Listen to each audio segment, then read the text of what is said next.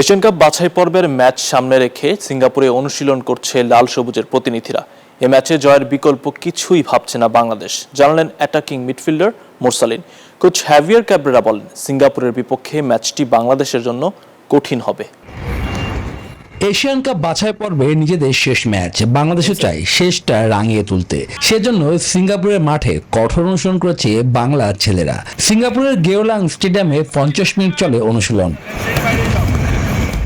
Injury কাটিয়ে দলের সাথে যোগ দিয়েছেন মোরসালিন। সিঙ্গাপুরের বিপক্ষে ম্যাচে মাঠে নামার অপেক্ষায়। যুক্তরাষ্ট্রের 1 নম্বর জিম চেইন গোল্ডস জিম এখন আবারও বাংলাদেশে। বসুন্ধরা আবাসিক এলাকা ও বসুন্ধরা সিটি শপিং মলে। এর ম্যাচগুলোর ভালো, তো এবার যদি আমরা এই ম্যাচটা কোনোভাবে যদি আমরা ভালোভাবে জিততে পারি, তাহলে আমরা সেকেন্ড হয়েও শেষ করতে পারবো। আমরা চুক্তি অনুযায়ী বাংলাদেশের কোচ হিসেবে এটাই শেষ হচ্ছে হ্যাভিয়ার ক্যাব্রেরার। তারও জানা সিঙ্গাপুর শক্তিশালী দল। সিঙ্গাপুরের বিপক্ষে টাফ টাইমই পার করতে হবে বাংলাদেশকে। আমরা জয়ের জন্য মাঠে নামবো, তবে সিঙ্গাপুর ঘরের মাঠে বেশ শক্তিশালী। আগামী মঙ্গলবার সিঙ্গাপুরের বিপক্ষে মাঠে নামবে ক্যাব্রেরার শিষ্যরা। শুভদেবনাথ, নিউজ 24।